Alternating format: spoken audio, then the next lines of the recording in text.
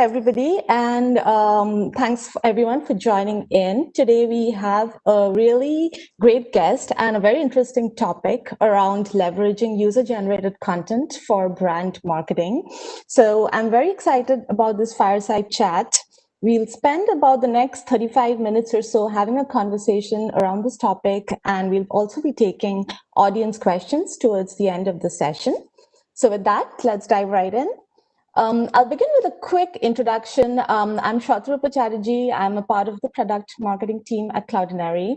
Cloudinary is a media experience platform which is used by a variety of companies in e-commerce, media and entertainment, travel and hospitality to manage their entire image and video lifecycle. So all the way from storing assets to transforming and personalizing them for use on the website or in marketing campaigns, and then finally delivering them to the end users' devices. Today, our guest is Tanya and Namarik, Vice President of Brand Marketing at 1-800-Flowers.com. Tanya has spent over 16 years with the organization and has held various positions within the interactive brand communications and partnership teams. So big thank you, Tanya, for joining us. Really excited to have this discussion going. So I'd love to turn this over to you, and if you could maybe give us a quick intro and talk a little bit about your career journey. Sure, absolutely. Thank you. I started off in media planning in the city, so I was very eager when I saw a role open at 1-800-Flowers, specifically back in 2004. It was one of the few brands that were very digital first. It was a .com, so really looking for a change and looking for a brand that was looking to take digital as their first approach. So I started, as you mentioned, in an interactive marketing and a search capacity, and then moved into brand communications and then into marketing planning. That's awesome. Thanks for sharing. So would love to hear a little more about your journey at 1-800-Flowers, and also maybe a little more about how the teams are structured. I was actually on your website the other day, and I noticed that there are several brands that are featured on the tops, like Harry and David, Simply Chocolate, and so on. So would you share a little bit more about how your company is structured and what brands you and your team manage? Sure. So the way that leadership looks at our brand portfolio is we are a celebrations brand. So we have complimentary gifts to help you celebrate any of life's occasions. I specifically am responsible for the brand planning for 1-800-Flowers Consumer. And under that umbrella is 1-800-Flowers Personalization Mall, which is a recent acquisition that we had this past August, Sherry's Berries, which is another new brand that we brought back last year, and Fruit Bouquets. Wow, that's awesome. Lots of action, definitely. It looks like lots of action going on. That's great. Cool. So would now kind of love to transition a little bit into the specifics around the brand marketing function. So to start with, could you maybe share some insights around what a brand leader focuses on a day-to-day basis? There's a lot of things. I think as a brand leader, you have to wear a lot of different hats. I specifically am responsible for strategy and development of cross-functional marketing plans. So what that means, I'm involved in overseeing the team responsible for everyday business growth, our offline investments in TV and radio, building go-to-market strategies across our channels for seasonal periods. So if I was to look at any typical day, it would be a mix of collecting data, analyzing customer brand data to help build future plans, looking at kind of at the macro and micro environment, business insights, what's going to influence a customer behavior. So like going into Christmas, what's happening out there, what is the conversation happening around deliveries, about shipping, around Black Friday, Cyber Monday, and how do we ingest that into building our plans, and keeping in lockstep with all the channels to make sure that the plans that we provide them at the onset are carried out, that they reflect the messages, and that if we do need to make any step changes based on what's happening in the environment, that they adhere to that. Awesome. That's great to hear. And as product marketers, we also work very closely with brand marketing. So it's great to hear your perspective. Could you maybe share some of the key initiatives you and your team are working on right now at 1-800-Flowers?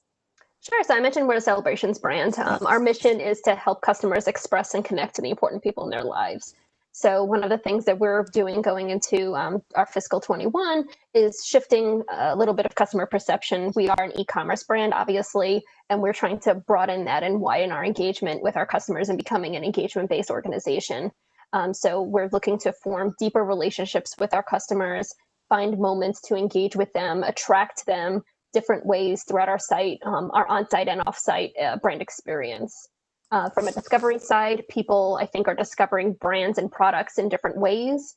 And I think that as customers shift how they're consuming media, we needed to re-examine how we're attracting customers in that environment.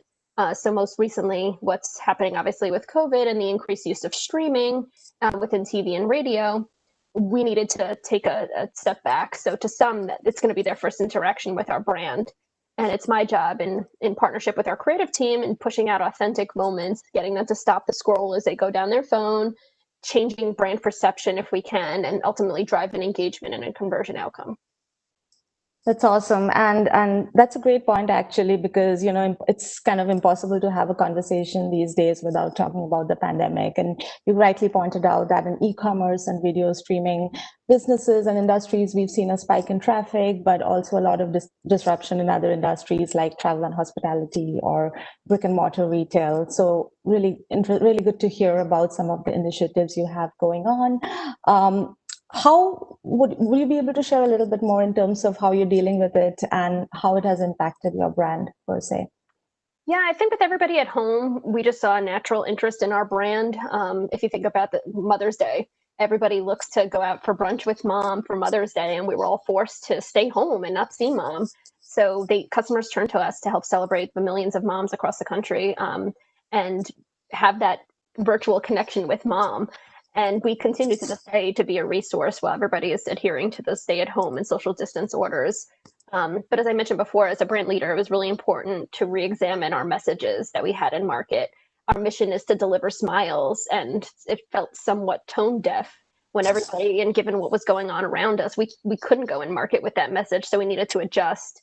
So just to give you a point, one of the most engaged emails that we sent during that time period was from our CEO and founder. And it wasn't a sales message. It wasn't promoting a product. It wasn't saying, hey, go buy flowers and connect. Yeah, we want you to do that.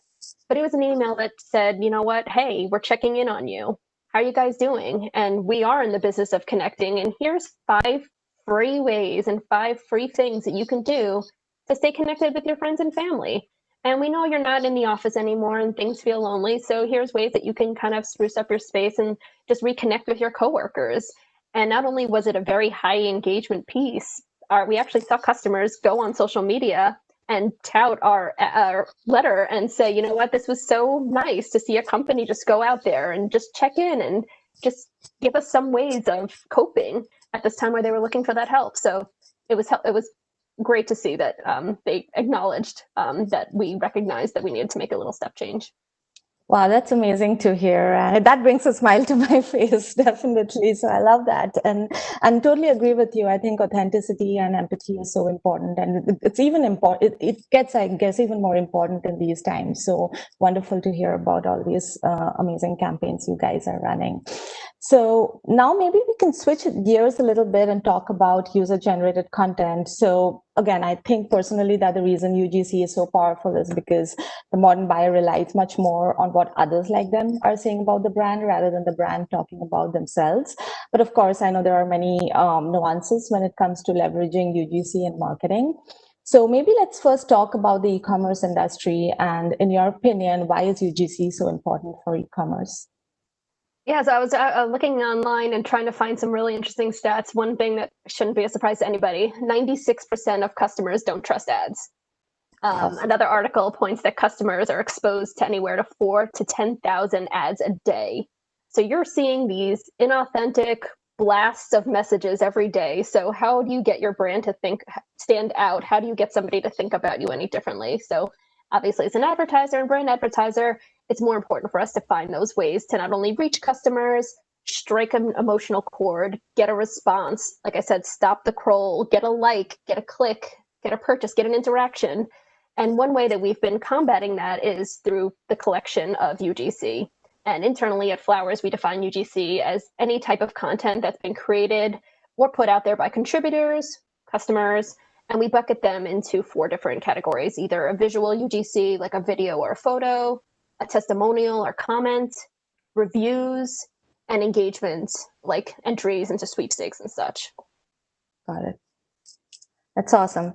And I know you touched upon it a little bit, but just for the benefit of our audience, if you could maybe summarize in maybe what in your mind are the top 3 benefits of doing UGC? So one of the other stats that I found in my Yeah. looking through the internet, 90% of shoppers report that user-generated content influences their purchase decisions. So why is Wow. it powerful? Because it puts the customer front and center. People trust people. They like to see themselves. So using stories that are generated by customers can help change how a brand is perceived in their words, not in the brand's words. So when you see someone who looks like you, it becomes relatable. You see from a business side, we've seen stronger response rates, stronger conversion rates, and channels where we're able to integrate our customer content. So we've pulled it in emails, we've pulled it in videos and display. Not only does it elicit a stronger response, but it also allows us to connect with our customers and our recipients of our products. We ask them to share stories, share interactions with our brands. So it gets a better response, and we're also learning more about how to make our brand better. We open up a conversation, and again, going back to becoming engagement based, we're deepening our relationship and developing a relationship with these customers. And that's what we're all about: relationships and expressions. And that needs to come forward, like you said, authenticity. It needs to come forward in how we interact with them. We can't just talk the talk, we have to do it. And I think I mentioned this to you the other day. An example I saw was with Delta, Yeah. where they started to promote tweets. So obviously with everybody scared to get on an airplane during COVID, rather than they themselves talking about the checklist that they have in place to make their airlines safe to fly, they were taking their customers' words and their positive experiences with Delta and how they were managing in-flight safety. So to me, as a consumer, I think it's more effective if I'm hearing it from somebody who sat on that plane rather than Delta standing on their soapbox and talking. And I kind of equated that in my head to, if I'm in a town and I want to go somewhere to eat, am I going to go to Yelp and look at the best reviewed, 5 stars, 1,000 people said it's the best place, or am I going to go to the pizza place that says, "Hey, best food in town"? I'm probably going to listen to everybody's opinions because they've seen it firsthand. 100% and 100% agree with you, and great stats as well. So thanks for sharing that. So maybe pivoting a little bit into now, what are some of the challenges that marketers must consider when they are leveraging UGC? There definitely are challenges. One, does it support your brand mission? So you can't, one example that I came across, you can't create a hashtag and expect it to do what you want. The example I came across was McDonald's. So they paid to be a trending story on Twitter promoting hashtag McD stories, and they encouraged customers to share their stories and experiences. Well, they didn't expect all the trolls to come out and talk about how the food makes them sick and how they saw their McDonald's worker throwing the food on the floor and then picking it up. So it completely backfired on them. And I think to this day, they're still getting people using that hashtag. So you have to be careful how you're using it and where you're leveraging it. Is it brand safe? It could be. You have to have the right tools in place. So there's tools that'll help you parse out keywords, context, or you can have internal resources whose job it is on the day-to-day to approve the assets before they go live, because you don't want to be having a great placement on your homepage and then have inappropriate or even competitive brands maybe pulling up on your feed. Quality is another challenge or concern. For us, we got really great content and we wanted to pull it into some of our direct mail pieces, but we realized, oh goodness, it's not high enough resolution. We can't use it. So just being mindful of, you're going to get great stuff and you can use it in some places, but not all of your channels. It's never going to blow up to a big outdoor billboard. I think the last one that we learned our lesson, do not post or publish without permission. So I encourage everybody to consult legal teams, making sure you're adhering to all the rules, because not only will you have one influencer or customer scorned, but the community will rally together and realize quickly how you're approaching relationships. Absolutely. Those are great points. So maybe segueing a little bit into the fact that, as you mentioned in UGC, there's always the risk that some, untoward or inappropriate content may make its way into the site. So at 1-800-Flowers, how do you guys moderate UGC and ensure that nothing inappropriate makes its way to your site or social media? So we have both human and machine tools. So we get over 5,000 pieces of content every month that need to get reviewed to some extent. So some of them are reviews, some of them are photos, And as I mentioned, we have tools in place that have both human and machine touch points against pre-approved guidelines that we provide beforehand before they're able to go live on site or being used across other channels. That's great. And yeah, I absolutely agree. And even, at Cloudinary, we have customers who are also using, for example, our AI-based content moderation capabilities to automatically block inappropriate content. So that's definitely something to keep in mind. So now talking a little bit about social media and UGC in that space, I saw that 1-800-Flowers actually has, I think, more than 45K followers on Twitter and about 30K on Instagram. So definitely a lot of traction there. How do you guys leverage UGC on social media, especially at a time when content is so dynamic and kind of fast moving on many of these channels? Sure. So for us, we didn't want to really, well, obviously we're ingesting our customer submissions and we're reposting them and we're amplifying the great stories that they share with us. That goes without saying. But we also wanted to, again, deepen relationship and have a conversation. So rather than potentially starting something from scratch and ending up where McDonald's did with their hashtag #McDStories, we wanted to tap into a conversation that was already happening out there. So we knew early on that customers love to talk about getting flowers. It's a badge of honor when you get your roses delivered to the office, when you get this big bouquet at home, and it's natural for them to just go online, tag whoever sent it to them, tell everybody, look how great my XYZ is. I'm so happy. So that's what they were doing, and they were using the hashtag #MadeMeSmile. So about a decade ago, we kind of were tapping into that conversation. And what we do is in our outgoing boxes, we invite our recipients of flowers to do what they typically do and get rewarded for it. They take a picture, they tag the brand, and we become part of their moment, the moment that they receive the flower, that story. So when Jane gets her flowers from her boyfriend for their anniversary and she's telling all of her friends how amazing her boyfriend is and how beautiful these flowers are, we become somewhat of like the underwriter of her story. We're part of that. And we now get amplified with her post to her network, endorsed by Jane. And to date, there's almost 250,000 uses of the tagline #MadeMeSmile. Most of them are flowers. There's other things that are in there as well, but you'll see predominantly tapping into an existing behavior was really successful for us. That's awesome. And again, I think the success of this campaign again speaks volumes to the benefits of leveraging UGC. So thanks for sharing that story. So what are some of the things to keep in mind when using UGC on social media? I know I've kind of talked about it a little bit before, but it's just making sure that you have the permissions, that you're giving credit, and that it helps tell the story that you're looking to tell. So if you're looking to reinforce a specific brand message, or if you don't want to take anything out of context too. So if somebody's intent with their post was one direction, just be mindful or make sure that you connect with that contributor in order to make sure that they're aligned with how it's going to be repositioned or repackaged. That's awesome. Yeah, totally agree.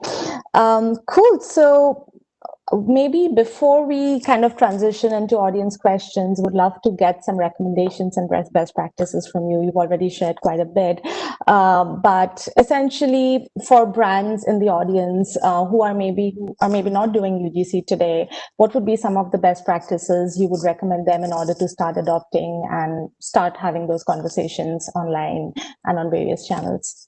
Sure. I'd definitely give customers a platform where they can brag. I think that everybody has brand ambassadors. You have to support them.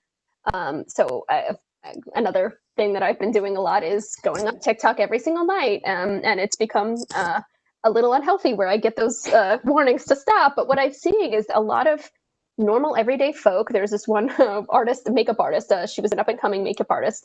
And she was talking about how she's going to school and she really loves just doing makeup. And NARS and Laura Mercier found her and sent her these boxes and boxes of their makeup. And now she's using their makeup and reaching over 2.5 million followers. So I think it's finding those people. And there's so many out there within your existing customer file, or just putting your ears to the street and seeing who, when you look and you search for your brand in social channels, who's talking about you, who's tagging you. Having some resources internally go across the net and just see how can your brand be part and elevate that conversation that person is having. I think it's also important to use UGC to help customers validate their purchase decision. As I mentioned, people trust people. And they also trust testimonials. They want to see exactly what that experience was. So if you show them being successfully used by real people or your product being used, the path to conversion is so much stronger. We've been testing this across our site and collection on product pages to see where specifically within the purchase funnel, people are more likely to need that reinforcement. And there's also different occasions that we've noticed that people need that extra hand-holding. So for Valentine's Day, it might be a little more helpful to have more customer reviews, ensuring the guy, yes, it is worth spending this and she will love it, and hear from Mike and Tom and Bob, whereas something maybe for birthday or just because doesn't need as much reinforcement. Absolutely. Makes sense. And as you kind of said before, UGC is a great way to get conversations based on content. And I think, it's not just brand owners and marketers, but customer support and various folks in the organization can actually join in these conversations, engage with the audience, offer product clarifications, and kind of just start building that community. So definitely agree with you there. How do you recommend other leaders get their teams involved in these conversations with users who upload content? Well, one, I guess, different thing or different approach that we had, when we were launching our Sherry's Berries brand, we had our kickoff meeting this past summer, and it was obviously a virtual event. And we wanted to get everybody excited. So we sent everybody in our company a box of chocolate covered strawberries, and we asked them to load it on social media and tag us and tag them and use a hashtag. And it was amazing to see everybody's reaction and responses when they saw their pictures up on the big virtual screen and their peers. And not only did they kind of see the power, and we were able to kind of sell the whole benefit of having that user generated content, but we now have a whole ton of pictures from our employees that we can now push in our channels. So I think that it's getting support across the organization, being mindful, and appointing people within the organization who will manage and who will approve, because you don't want too many hands in the actual approving and managing of, to make sure that it's clear of what is okay to use, what is not okay to use, and understanding certain limitations against certain uses of content. That's great. Thanks for sharing. So according to you, how should companies track and measure success with respect to using UGC for their brand? We're planners. We like testing. We test a lot. And I think that you, as other brand leaders, find areas to test, look at the click-through, look at the open rates, look at the conversion, look at engagement rates, look at time spent. There's so many different metrics, and it's depending, I guess, on what exactly you're looking to achieve with using user-generated content. Is it to keep them on the site longer? Is it to help drive that conversion outcome down the purchase funnel? Identify what exactly you're trying to do at the onset, and then just measure against it, iterate off of those learnings. Sounds great. Thanks. So now let's kind of talk a little bit about videos. And I've actually seen studies which suggest that, 1/3 of online activity now is watching videos, a lot of which is user generated. You spoke about TikTok videos as well. And then, of course, I know you mentioned in one of the 4 buckets at UGC, of UGC at 1-800 is images and video. So, but of course, managing user generated videos can be slightly more complex than static images or text, of course, because they're more dynamic, more led. So how do you suggest companies leverage and deal with UGC videos? There's a few different ways. I think that if you are able to reach out to your brand ambassadors and have a conversation with them is exactly what you're looking for, and kind of pre-plan and pre-set up the content that you're looking to acquire from that engagement. That might be one way. Going after, I know that the team has been speaking earlier about influencers specifically, and going after either micro or nano influencers. And again, reaching out with, we're looking to communicate this story. I think that when you add in the influencer layer, they themselves have an image and a brand to protect. So they'll make sure that you get the high quality piece that you're looking for. But it definitely is in mass. We definitely get more digital static images and content than we do video. And there obviously is somewhat of a cost, and it takes more time to get that long form story rather than collecting that moment. Okay, that's fair. And great. So maybe one last question before we kind of segue into audience questions. So what is on the horizon for 1-800 Flowers, and what kind of digital experiences are you looking to create in the future? I think I mentioned at the top, we're really looking to deepen relationships with our customers. So for us, it's a little bit of UGC, but it's a little bit of also leveraging our position as authorities in gifting and being able to serve as a resource for customers at the different various stages within either their um, buying, purchasing, um, uh, where they are within the purchasing decision, or potentially inspiring them. So for us, we're thinking about the holidays, we're thinking about how holidays will be different, and what can we give to our customers that's not necessarily at cost, but what experiences can we give them.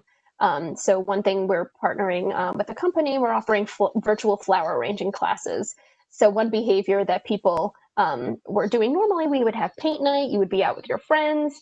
So we've developed a series of online flower arranging classes, and then also Harry and David, our sister brand, is doing online charcuterie. I can never say that word right. Charcuterie classes, which I think is like the newest hot thing. People love making these cheese boards, and I was actually amazed. I made the most beautiful cheese board that I've seen in my life, with all the fancy little spreads and cheese all in a nice star.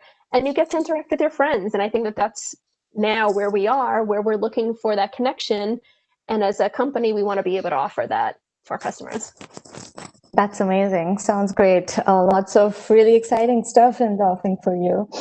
Cool. So we have quite a bit of questions coming in. Let me start with the first one. Between images and videos, do you see videos driving more engagement in your users and social media followers? Yeah, I think it depends on what channel you're on specifically. There's certain, obviously, in social, specifically in Facebook and Instagram. I think with Instagram, we can see sometimes an image perform better than video, but it all depends on what the story is that we're trying to tell. So if there's, we know that user generated does outperform some of the I'm not going to call it prefabricated, but some of the pre-planned or pre-produced assets. So definitely in the social space, when you see yourself and that it feels like it's native to the content, we're seeing a stronger response. That's awesome. Great. What do you see as the biggest future challenge in retail and e-commerce, and also the biggest opportunity? Right now, I think the biggest challenge is trying to um, figure out how to navigate the next few months. I think that just everybody has changed how, from a consumer side, you've changed your life, you've changed your day to day. So it's really challenging to try to um, establish and maintain business as usual when nothing is usual with what's going on in everybody's life. So it's, I think as people, we've taken on different roles in our families, in our working from home and having different responsibilities.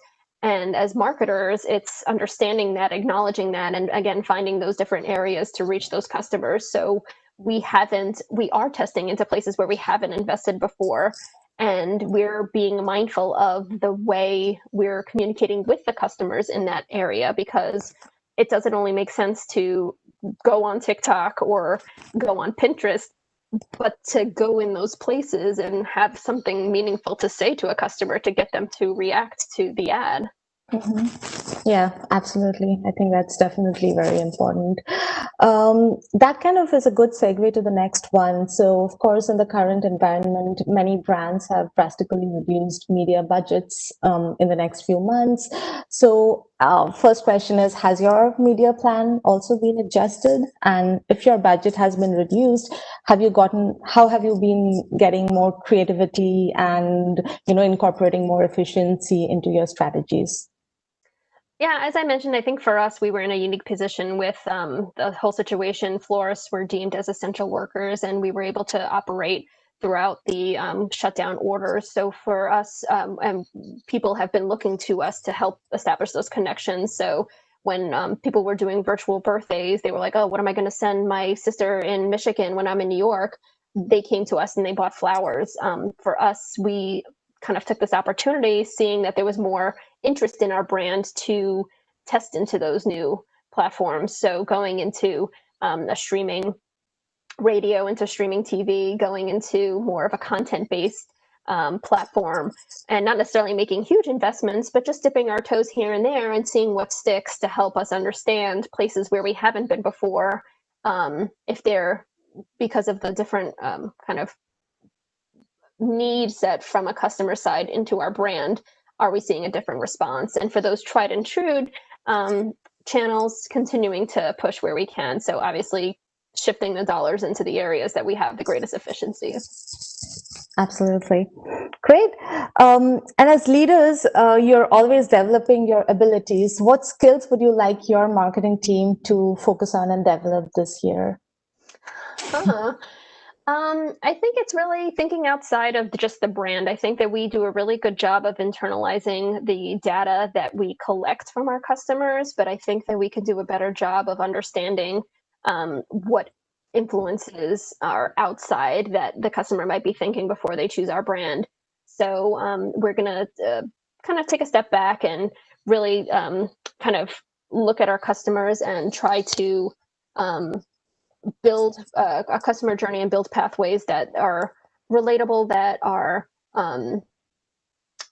filling a void, for lack of a better word. So like I said, if they're getting ready to go into Thanksgiving and we understand, hey, there's a lot going on, we're going to try to make it easy for you. So let's put our hat on from a customer side rather than a gifting side and just try to figure out how can we engage this person so that the next time that there's an occasion that they might choose us. It's kind of, we always equate it to like that Goodyear tire ad that's always in the newspaper. You don't necessarily need tires every year, but not every year, every month. But as soon as you do, you're going to remember seeing that. We want to make sure that we keep our brand top of mind throughout the year. So when they do need us, that we're there to support them. Love it. Cool. And so what trends in consumer behavior are of particular importance to you and to marketers in general? How are they consuming media differently?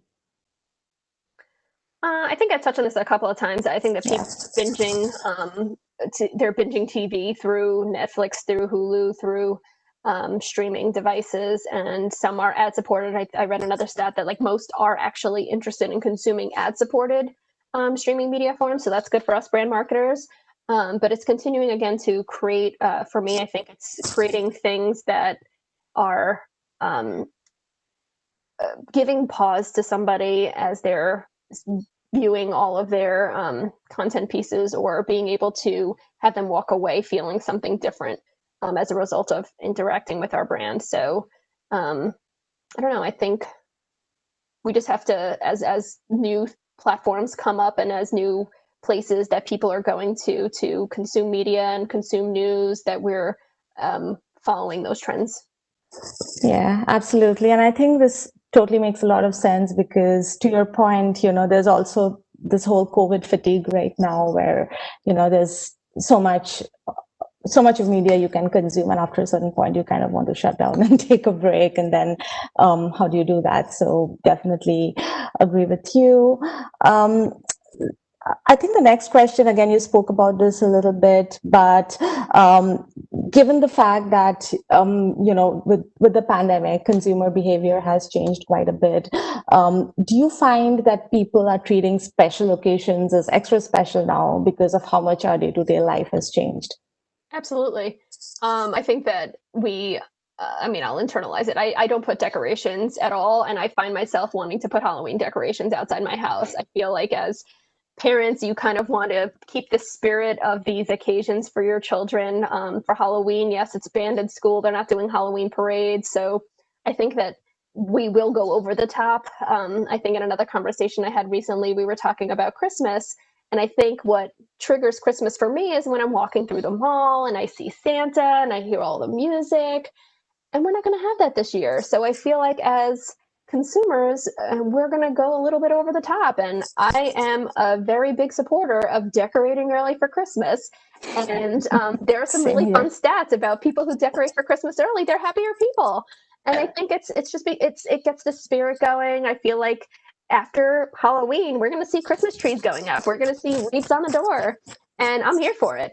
I'm supporting that. I love that. I'm right there with you. I think, this is actually, then I was telling this to my husband the other day, this is kind of a different way to look at the way we've always celebrated various festivals, right? Be it Christmas or Halloween, how can we kind of move all the celebrations indoors and kind of, even though we are in a home setting and we can't go out much, but there's still things we can do thanks to, our various platforms that we leverage like Zoom and so on and so forth. Connect with family and stay in contact. So definitely agree with you there. Well, all of our traditions are going to be challenged this year, where trick-or-treating is going to look different and how we approach Thanksgiving is going to be different. And I think that it's okay, but at the same time, we're somewhat going to hold on to those traditions, and we're still going to want to make grandma's cookies, even though grandma's not going to be here. We're still going to want to make sure that we have the tree all decorated, even if we don't have a tree. We'll find one. We sell them at 1-800-Flowers. So I think that it's upholding to traditions. It's creating new traditions. It's staying connected. Like you said, there's Zoom. There's so many tools out there. I FaceTime multiple people every night just to keep the conversation going, letting people see the family members, and just maintaining somewhat of a normal state. Absolutely. Great. So going to my next question, the influencer space has seemingly become more and more crowded and packed with noise. So what challenges does that present, and how do you foresee micro influencers being more heavily incorporated in the future?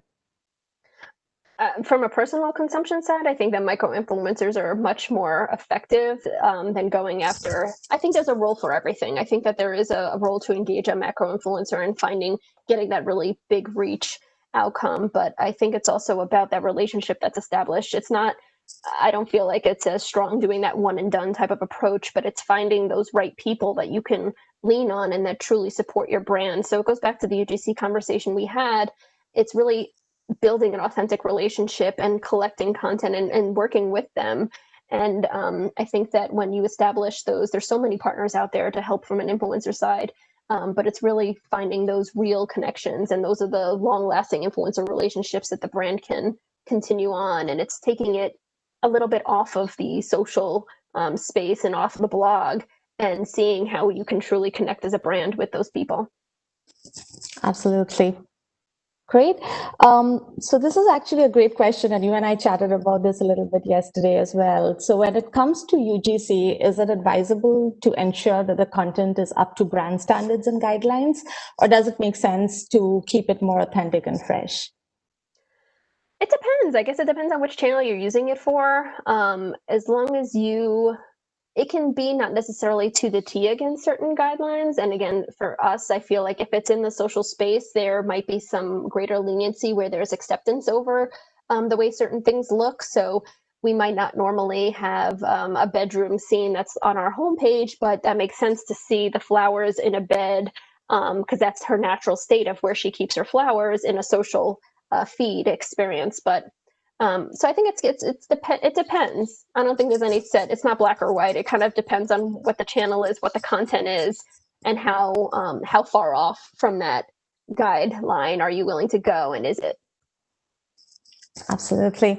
Sounds good. And this is probably my last question. How do you manage UGC content in all the different platform and channels without having to resize and work on different browsers and so on? That's probably a better question for our creative team. I don't know. They're magic. We do have the way that we manage it. We do have folders that exist and partners that house the content.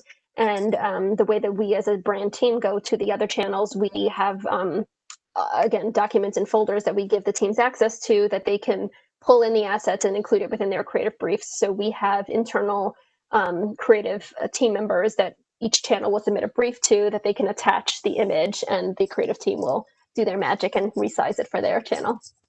That's awesome. Great. And that's maybe I can chat a little bit more on this point, because what a lot of our customers actually do is by using our platform, they actually ensure that you can kind of ensure that consistent look and feel. You can resize images or videos in the right formats and have kind of the right effects and sharpness, and add those minor improvements so as to make all the assets look good without kind of degrading the quality as well. So definitely, I think to your point, it's a mix of kind of using the right technologies as well as also having your team members kind of manually do some of the work and review and moderate and so on and so forth. Awesome. So that's, I think, all the questions that we had. I think this was a really, really great session. Again, thanks so much, Tanya, for sharing such great insights. I'll definitely take a lot of it back to my work, and I'm hoping that all the folks on the audience would do the same. And also, a big thank you to Brand Innovators for having us today. Really enjoyed this conversation. Thank you both so much for joining us. That was an awesome conversation. I learned so much about UGC, and I also loved what you said about this holiday season being sort of extra special for everybody, and just gift giving in general. I think every year, pretty much, we use 1-800-Flowers to order my mom her birthday flowers during this month, and like it's a normal thing every year. We go online, we order them, but this year when we did it, and she sent back the photo of the flowers, I was like getting emotional looking at it, and it just felt that much more special. I have a giant glass pumpkin in my kitchen, and I'm already pulling out the holiday decorations, so I Wonderful. totally Thank you feel for that. being a customer.